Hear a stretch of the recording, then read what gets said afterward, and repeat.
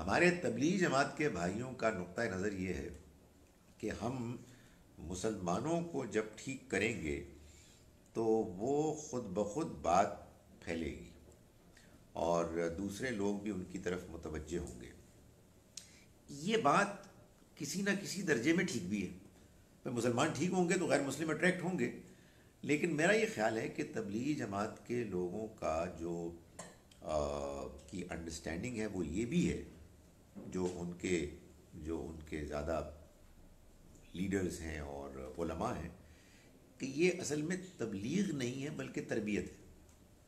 یعنی اصل میں یہ لوگ جاتے ہیں اور ان کا جو تبلیغی سفر ہے وہ ان جانے والوں فالوورز کے لیے ایک ذریعہ بن جاتا ہے کہ وہ اپنی تربیت کرتے ہیں، اپنی اصلاح کرتے ہیں، اور ان تجربات سے گزر کے کہ جو تجربات ان کو ان سفروں میں، ان اسفار میں ہوتے ہیں، انہیں اللہ کا قرب نصیب ہوتا ہے اور ان کے ایمان یقین میں اضافہ ہوتا ہے. یہ بہت کہتے ہیں وہ ایمان یقین میں اضافہ ہوتا ہے.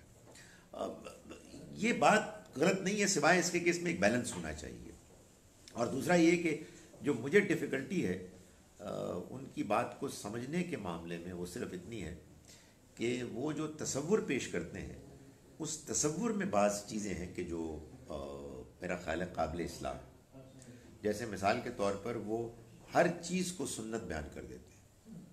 وہ کہتے ہیں جی کہ اصل میں دین نام ہی نبی صلی اللہ علیہ وسلم کے طریقوں کا ہے. تو یہ تو بات ہی ٹھیک نہیں ہے. تو یہ تو دین کا بڑا ایک مختلف پریزنٹیشن ہے.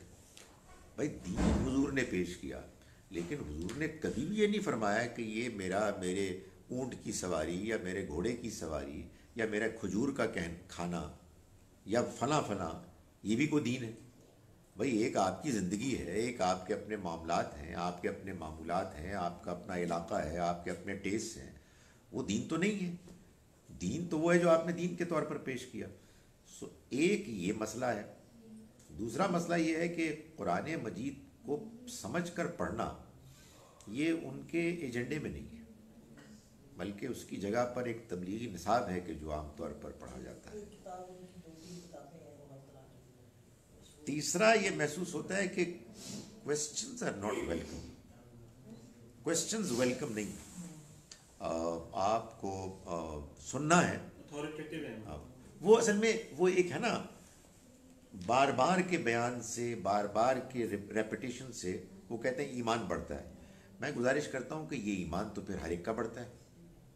یعنی آپ کسی بھی مذہبی گروہ میں چلے جائیں، جب آپ وہی چیز ریپیٹ کریں گے اوور اینڈ اوور اگین، تو آپ کو اس کے بارے میں ایک کانفیڈنس سا پیدا ہو جائے گا، یا اگر مجھے آپ اجازت دیں تو آپ برین واش ہو جائیں گے.